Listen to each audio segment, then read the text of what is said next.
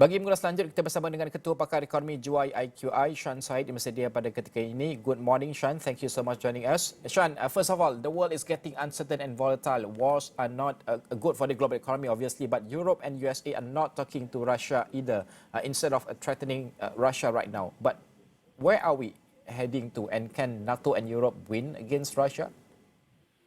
Yes, Najib, the world is getting very volatile, as you rightly said. But I am looking for Angela Merkel. Where is Angela Merkel? She is perhaps one of the smartest and most pragmatic women in Europe right now. But the challenge is, where is the common sense? Why US and Europe, they are not talking to Russia? Because, sanctions have never worked. War is not good for the global economy, as you mentioned. I am for peace. I think peace should be the name of the game. But unfortunately, threatening Russia with consequences, I think the world is not getting better. I think we are heading for more volatility and fragility going forward. So I think in terms of who is going to win, I think Russia is not Afghanistan, Russia is not Iraq, Russia is not Libya.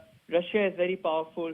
I think, according to my friends in Europe, I think it will be very difficult for NATO or Europe to win against Russia.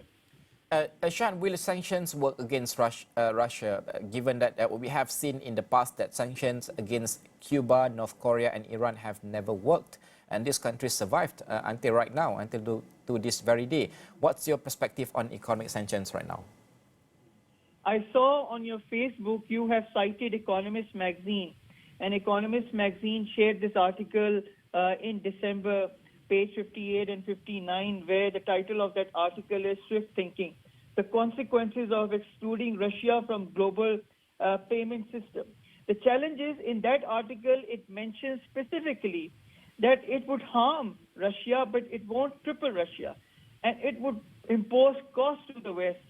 And it will be counterproductive in the long run. This is coming from Economist magazine. And most of my Nobel laureate professors, economic professors at University of Chicago would follow Economist magazine. I think if Economist magazine can say this, and leaders in Europe and US can read this article and pick up a lot of stuff.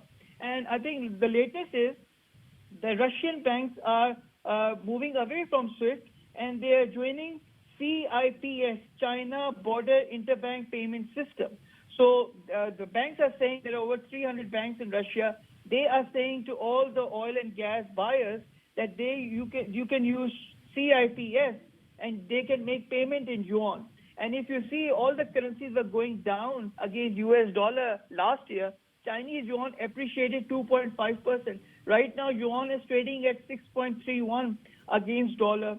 So I have been saying that yuan is the currency for emerging markets, and Russia can survive with SWIFT. And this Economist magazine article is quite enlightening, and is quite, it can give a lot of insights for those decision makers in Europe and US who have not read this article, that why this SWIFT action will be counterproductive and Russia can still survive. Shan, with volatility and fragilities in the economic outlook globally, how do you foresee financial markets and post-COVID recovery? You have been sharing with Astro AWANI before about stagflation, but this is becoming reality now. You are again spot on in terms of global economic outlook and for advanced economies, Shan. Yes, we have shared in a newsletter in November 2020 that advanced economies are heading stagflation, and this is happening right in front of us. If this war escalates, God forbid, I think the equity and bond markets, they will take the pressure. We have already seen it. Oil prices will go all-time high. Already JP Morgan is saying the average oil price will be $110 by summers of this year. And Goldman Sachs is talking about $125 per barrel. And the probability of oil touching $125 is between 70 to 80%. And this is very high. Already Europe has consumed 95% of its gas for this summer.